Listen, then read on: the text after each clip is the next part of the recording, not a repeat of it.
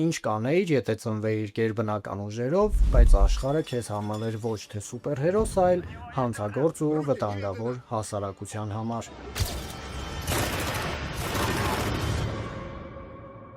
Էս կոդ 8-ն է, մի աշխարհ, որտեղ բնակչության 4%-ը ծնվում են ինչ-որ գերբնական ուժերով, բայց ապրում են աղքատության մեջ ու օրենքից դուրս։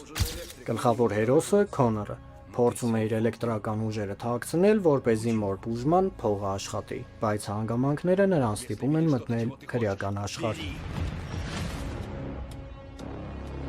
Все будет хорошо. Էս սովորական Մարվելի կինո չի, էս թունդ հոգեբանական դրամա է այն մասին, թե ոնց է համակարգը ճնշում տարբերվողների։